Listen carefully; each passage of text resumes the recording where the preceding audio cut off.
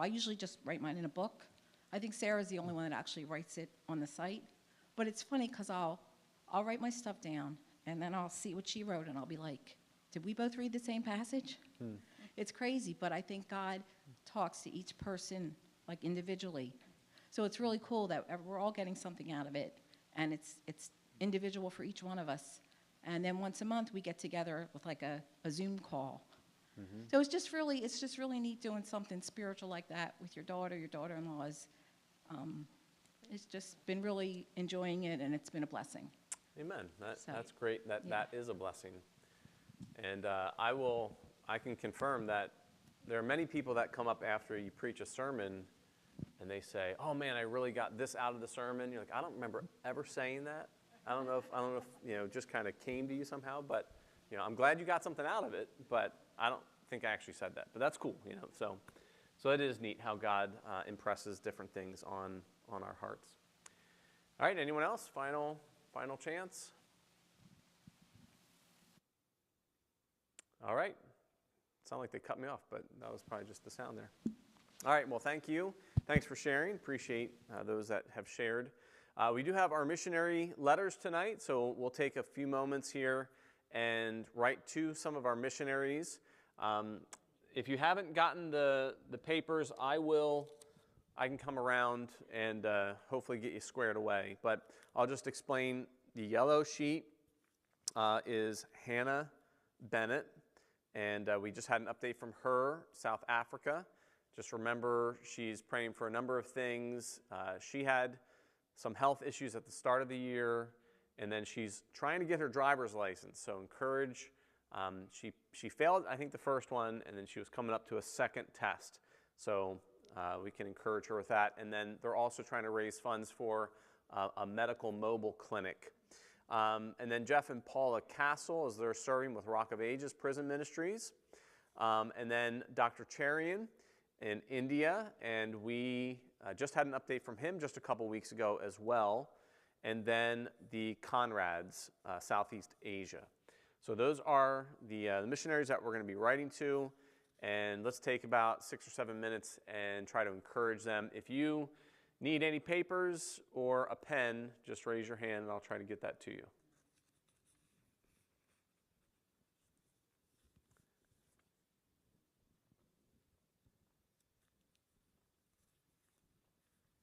Did you want one, Mr. Rudy? No. Okay.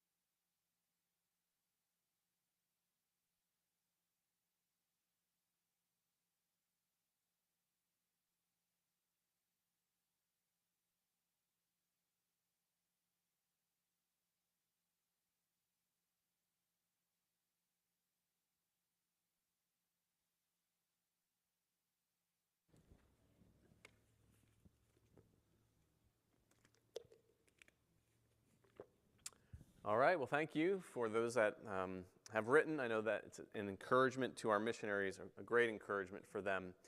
And as we think about even just the past week, we had a really good group come out on Easter Sunday, so that was really encouraging to see. Just pray. There was a lot of folks that some are new and have been coming, but there's others that just came. This was their first Sunday. I reached out to someone that's connected to our church that came, and I was really encouraged. He said, I really want to make it a point to be out more. And so I was glad to hear that. And I think there's a lot of folks that we had a good open door to talk with and to minister to. So if you would, in our prayer time, if we can specifically pray for that. We prayed last Wednesday, if you remember, we prayed that God would bring out a good number of lost and just community people. And the Lord answered that. So let's pray that God will just use the message that came through both the music as well as through the preaching, that it would just resonate into people's hearts and be an encouragement to them. All right. I think we got them all, Brother Larry. They're all over there. Yep. We should be all set. All right, Proverbs 18. So we are in Proverbs 18, and this chapter, much like the rest of the whole book of Proverbs, has a number of verses dealing with speech. And the fact that Proverbs spends as much time as it does on our tongue and the things we say, I think it's just kind of like a neon sign, like you better pay attention to what comes out of your mouth.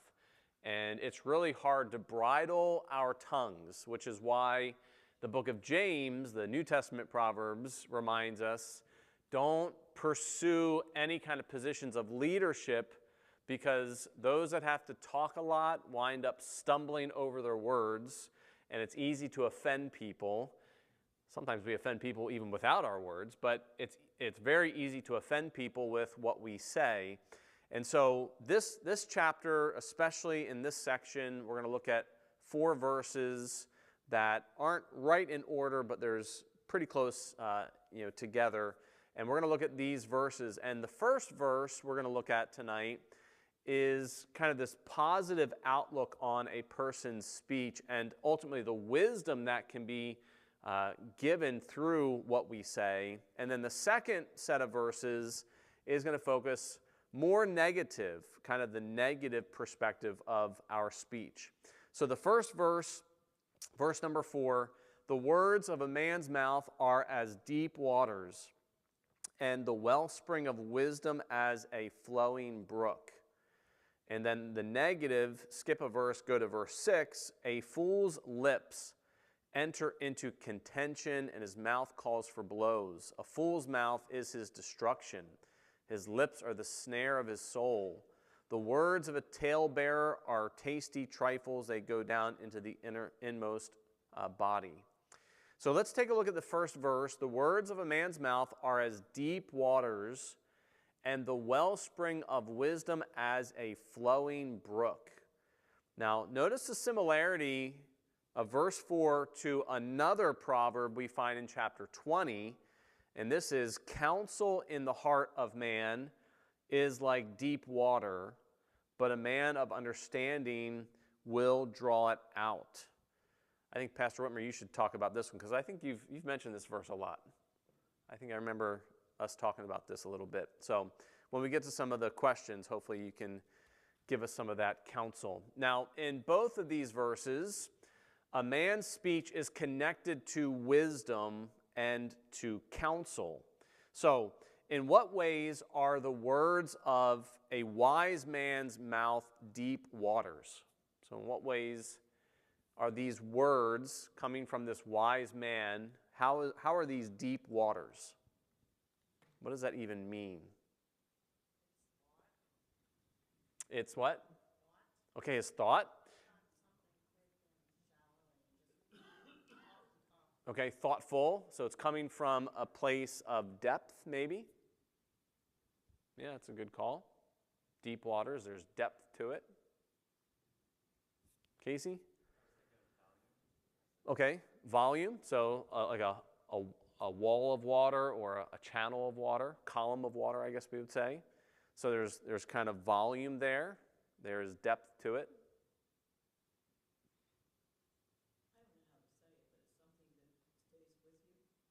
Okay?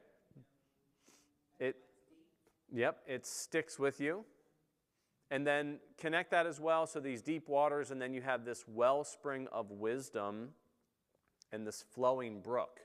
What's the idea of a wellspring? So you could think of it like a fountain.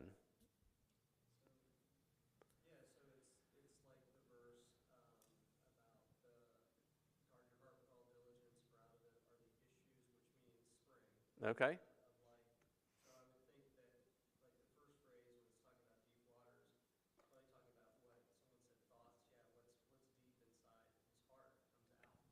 Mm-hmm. Okay. So kind of that's the source, as was mentioned. You think about the issues of life and the source there. All right, Donna?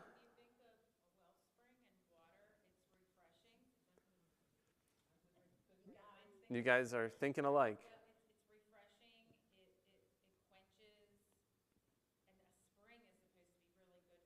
Mm-hmm. They bottle the spring water, right? And they kind of fly under the radar, so everybody's kind of like, get the spring water, mineral water. They say it's really good for you. And a spring, it actually is at the surface, right? I don't know a ton about springs, but I do remember our where we lived in Millville. We lived in we called it the barn house, but it was when we first got there, we were looking for a place to live, to buy. And so someone in the church had this, it was kind of the upstairs of a barn, basically, just like a two-car garage, and then kind of the upstairs. But that property was fed by a spring. So they had this well pump that was right there at the spring that was bubbling up in the surface. And that's kind of where the water came from. And a spring was like, if you found a spring, that was like gold in that time period. Because that meant you didn't have to send the bucket down. You didn't have to draw the water out. The spring is just right there. It's right at the surface. And it's like this idea of a constant source of life. So that's what a spring provides. It is a constant source of life. And this phrase that the words of a man's mouth, so the wisdom or the counsel that he can offer, is a source of life. And as we mentioned, it's very similar in many ways to Proverbs 20, verse 5, which teaches us that counsel, so not just the words of a man's mouth, but counsel in the heart of man is like deep water. But notice here, a man of understanding will draw it out. So in that analogy, it's almost like a well where you have the source of water, but you've got to work to get it. So it's not just going to come to you. You have to work to get it. And I'll come to your point here in a second, Donna. And I think that implies that, and I think we recognize this, most people are not just going to come to you and give you counsel, right? It's not like I'm just going to, I'm going to say, Laurie, I've been thinking about this, and I just want to tell you this, because this is great wisdom, or here's some great counsel. Most people aren't going to do that, right? Very few people are going to come up to you and say, I see you've got some issues here, so I'm going to tell you what's what. I'm going to give you counsel. I'm going to tell you how to navigate this and what you need to do and how to figure this out. So that counsel, it's there, but it's often hidden deep inside of a person. So a person of wisdom and understanding will go to the person and find a way to draw it out, to get the counsel that you need. I think it also implies that this guy who has counsel in his heart is a wise man. He's not blabbing all the time. Exactly. The people that have the most wisdom are probably the ones that, based on Proverbs, keep their mouth shut a lot of the time, because Proverbs, it extols that scarcity of speech that we hold back. All right, Donna.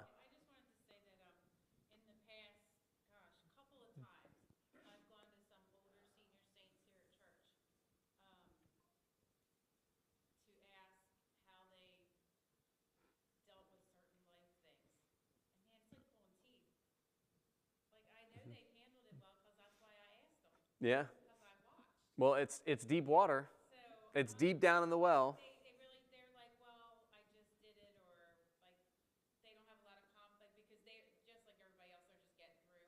But I felt like they did it very godly, Mm-hmm. and I really just wanted to know how they did what they did. Yeah. And so in those situations, you probably need, the way I would envision it. So if you come to someone, you should have like, you could have like a list of like 10 questions. So like, and I think of this especially with parents who are rearing their children. They're in that child rearing stage where, I mean, you don't know what you're doing when you've got little babies that you're trying to raise, because you just got flung into it. They didn't give you any manuals. They actually let you walk away with the kid from the hospital, which you're kind of like, I remember that the first time you walk away with a baby, you feel like you're stealing the child, right? Because you're like, there's no way they should let me go home with this baby. Like you should stop me right now, because they should not let me go home with the baby.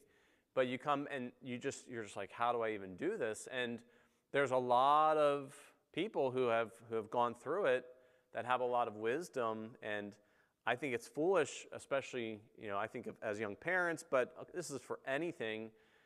It's foolish for us to struggle and not to reach out. Like, we're flailing, like, I need help, but we don't ever go to someone realizing that, okay, this is a well, I'm going to have to draw the water out. So it's probably going to take more than just, hey, how did that go for you and what should I do? You actually need to pursue that knowledge. I don't want to embarrass him very much, but since he is here tonight, Mr. Rudy, there were multitudes of times over the years that I would seek out his wisdom, and he wasn't throwing it at me. He wasn't trying to whatever correct or whatever, but through many, many questions. I remember one time we went, got firewood together, and that whole journey, I was just asking him over and over questions to draw out his wisdom. Mm-hmm. Everything from racial issues to how he made it in business and the things. So, I think there's a certain sense of humility too in those people that they're wise. They don't necessarily want the attention and want the spotlight, Mm-hmm. but you got to draw them out. They are the source, and you got to go to the source. I know, Mr. Rudy, you've done a few things in your life, and you've been secretary of the deacons here for many years, and yeah, and those kind of people you want to pursue. But like we said, most godly people are not just going to kind of blabber and just kind of gush out. They're going to hold it back, because Proverbs teaches that is wisdom. That a wise man usually is a man of fewer words than the fool who just kind of gushes out. So we need to pursue those who have that wisdom, that we can see that godliness, right? A godly husband, a godly father, works hard, and I think we can think of people like that maybe are more reserved, that you really have to work to glean some of that wisdom, but the wisdom is certainly there. The counsel in that person's heart, it's like that deep well of water. A wise person will come and they'll draw it out.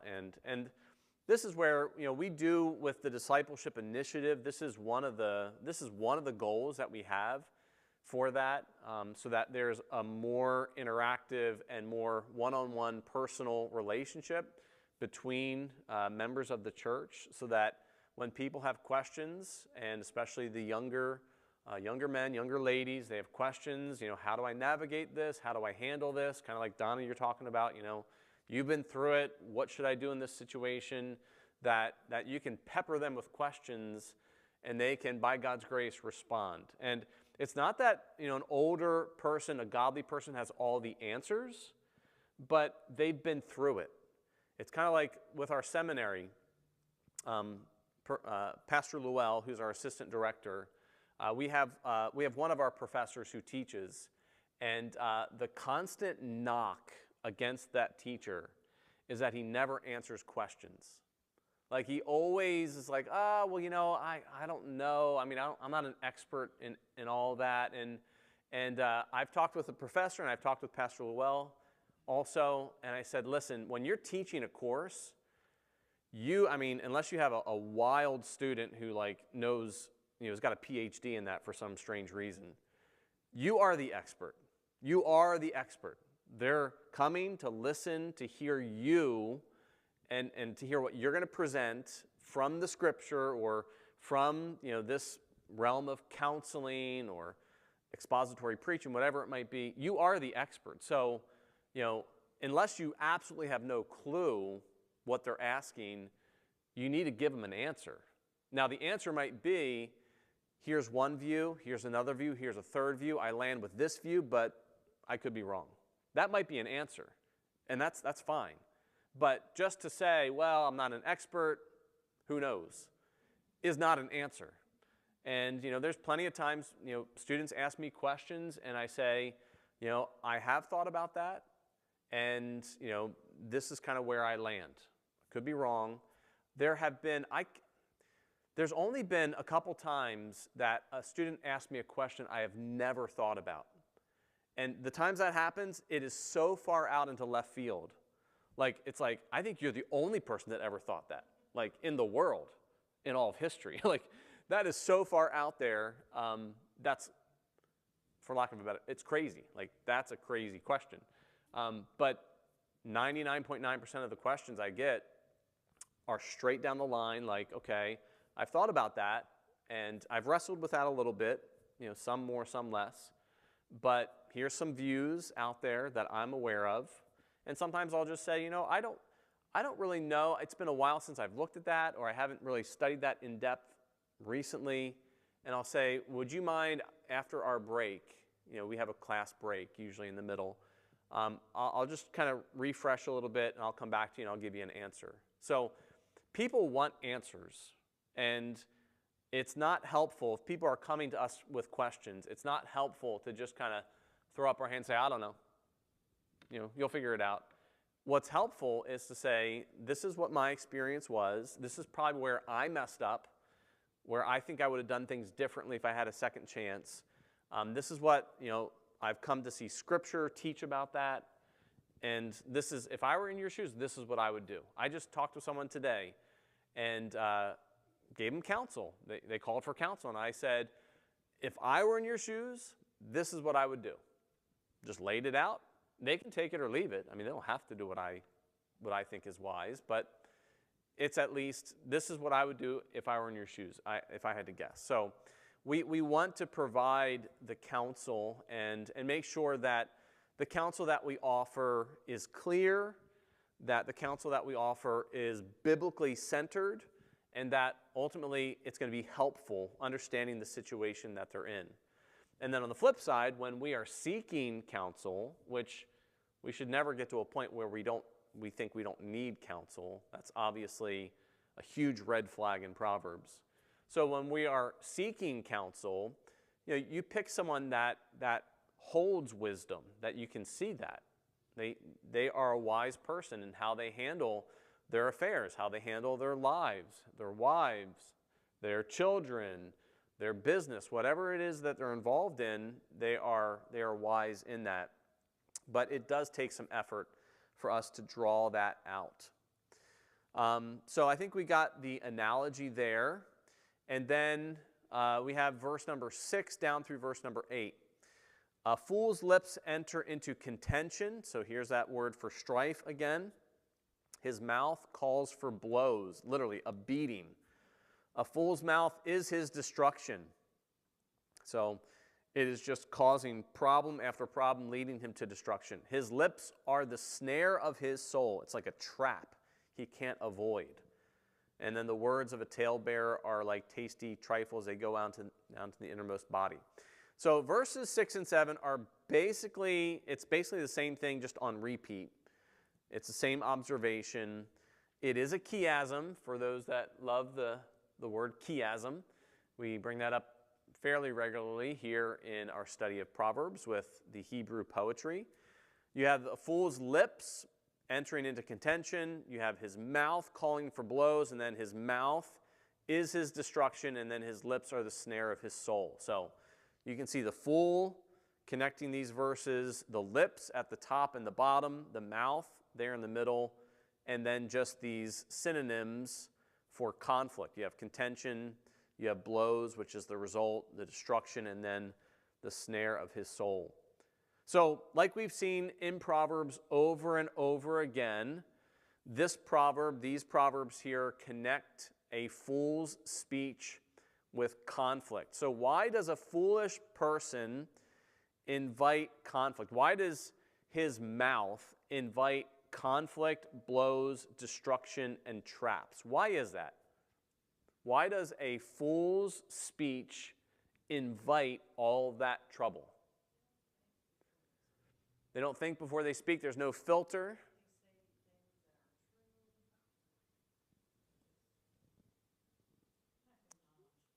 All right, there's a lack of knowledge, a knowledge of true wisdom and of the Lord. Mm-hmm.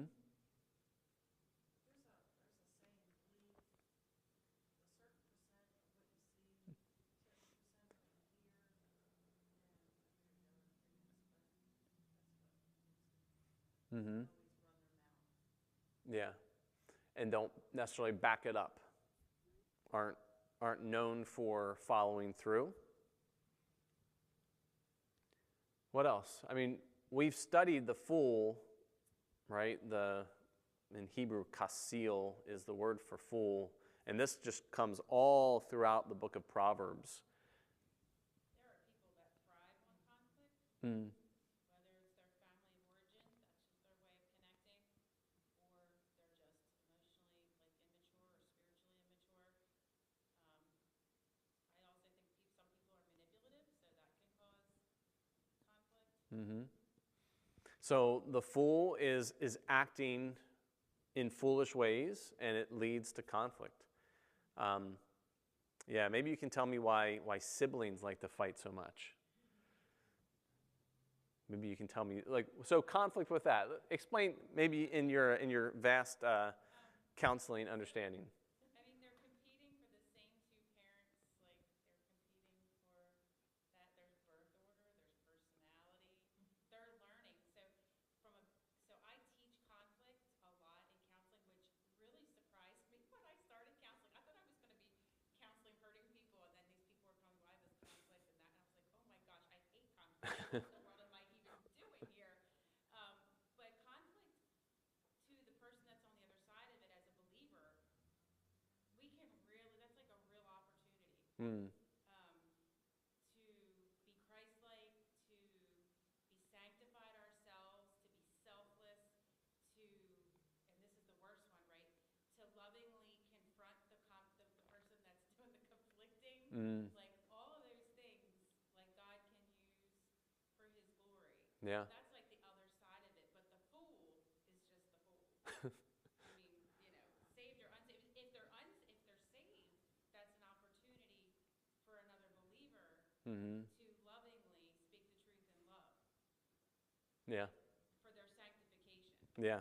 So there's a lot there spiritually. But siblings, they're learning all that. Like they're unformed people. Yeah. With sin natures. And with sin natures, and in the closest relationship they'll ever be in, besides maybe marriage. Yeah. Yeah. Yeah. That's good. I might draw out some wisdom from you later. We'll have to see. We'll have to talk more about it. So yeah, a foolish person, they are inviting this conflict. They're producing it. Many times they thrive on it. It leads to blows. I mean, you see that there. That's literally just a beating. They get a beating from it. It is their destruction, and it's just a host of snares and traps. And then we have a final observation, kind of a warning that is given about gossip. And I'll just show you there's a fair breadth to the translation of this particular word that's translated in the King James as wounds. New King James translated as tasty trifles, choice food, and delicious morsels in the CSB and ESV. I think what this verse is ultimately describing is that gossip is something that is sweet to us. And this proverb is identical to the one in chapter 26:22. So we have two proverbs that say the exact same thing. I mean, identical proverbs separated here by, 8 chapters or so. But how is gossip like delicious food? Casey? Yeah, it can be very addicting. Yeah. And the question is why? Like, why is that? Why is it a delight for us? Something that's delicious to us. Oh. Sometimes people deserve bad things. To happen. They're not nice people, and when you hear something, It's like they're getting what's coming to them. and people will spread stuff. Mm-hmm. So you kind of enjoy that, Donna? So, I worked in an environment that was so riddled with this that it was a problem for me for a little while, like because it was really satisfying. I have to say, sinfully satisfying. That the very I keep this in my phone. It's Charles Spurgeon quote. This I just knew I had to get away from this. It was bad. It was bad. Tale bearing emits a threefold poison. It injures the teller, the hearer, and the person concerning whom the tale is told. And that was what I used. I have had that in my phone. I don't know what year that was. 2014. So I've had that in my phone ever since.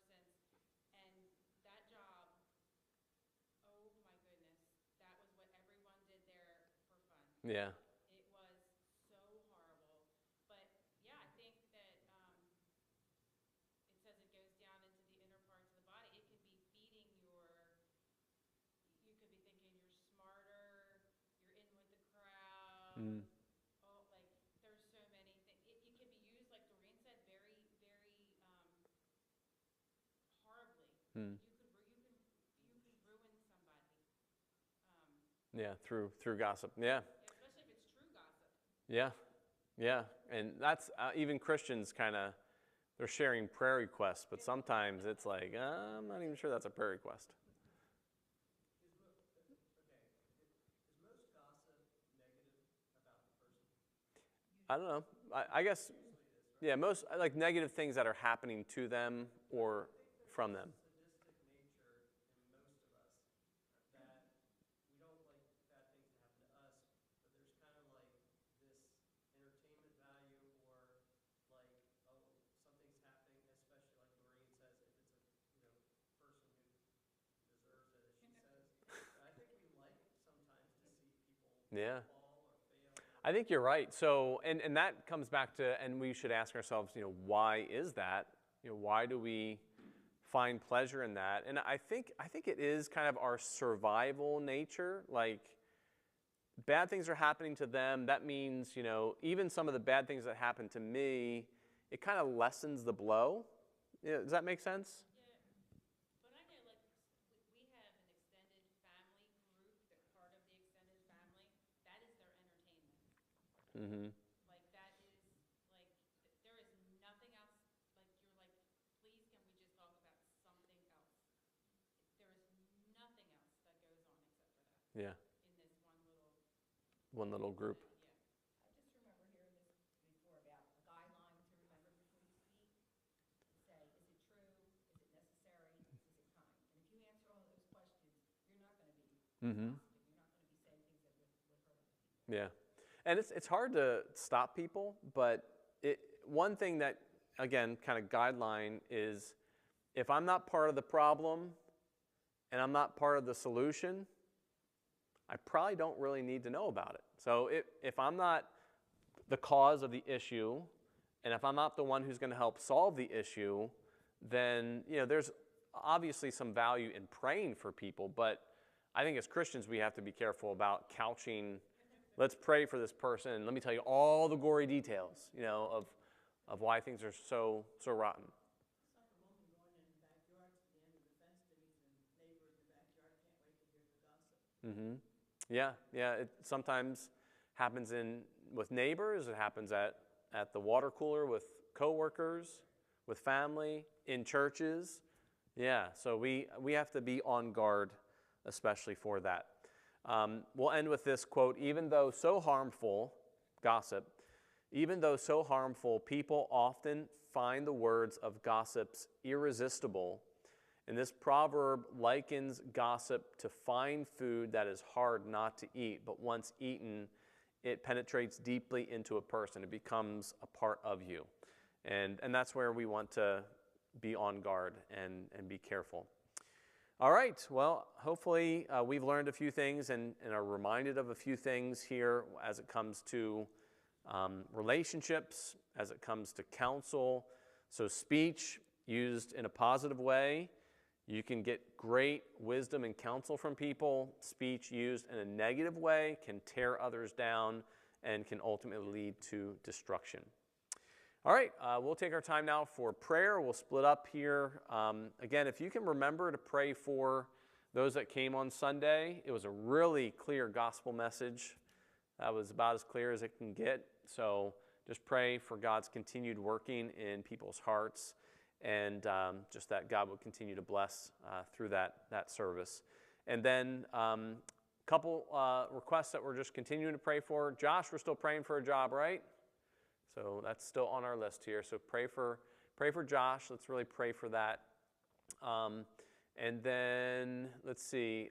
Becky is now in rehab. Becky Cahall is in rehab. They did have to take off, I think, one of her toes, and there was an infection in her foot that was pretty serious.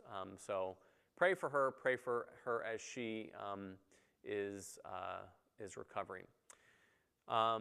Tina Lombardi, is she still in the hospital? She needs to be taken off. She's there 2 places. And Candace Green can be taken off for her eye surgery. Okay. And there might be some other ones too, but Tina was there twice and needs to be taken off. Right. Okay. All right. Well, let's go ahead and we'll split up and we'll pray for these requests.